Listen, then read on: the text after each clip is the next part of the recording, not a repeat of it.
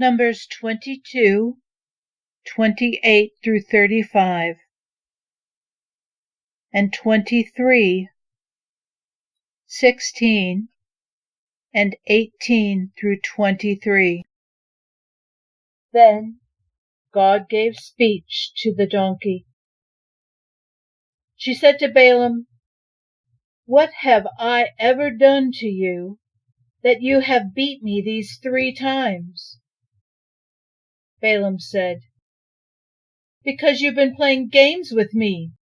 If I had a sword, I would have killed you by now."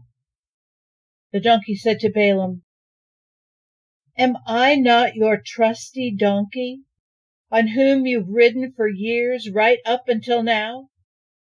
Have I ever done anything like this to you before? Have I?" He said, "No." Then God helped Balaam see what was going on. He saw God's angel blocking the way, brandishing a sword. Balaam fell to the ground, his face in the dirt.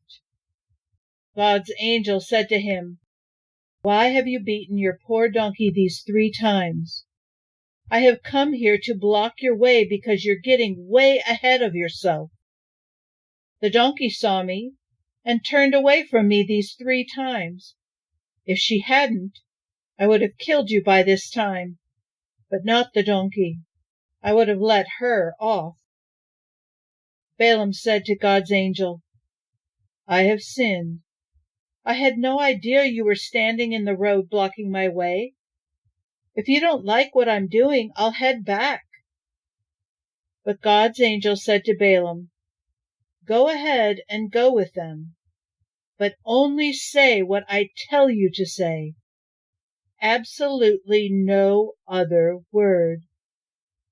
And so Balaam continued to go with Balak's nobles. God met with Balaam and gave him a message. He said, "Return to Balak and give him the message." Then Balaam spoke his message oracle. "On your feet, Balak. Listen. Listen carefully, son of Zippor.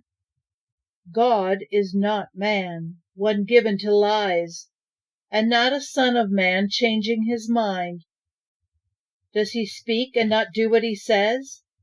Does he promise and not come through? I was brought here to bless, and now he's blessed. How can I change that? He has no bone to pick with Jacob. He sees nothing wrong with Israel. God is with them, and they're with him, shouting praises to their king. God brought them out of Egypt, rampaging like a wild ox. No magic spells can bind Jacob. No incantations can hold back Israel. People will look at Jacob and Israel and say, 'What a great thing God has done.'" Deuteronomy 6:1 and 4 through 9.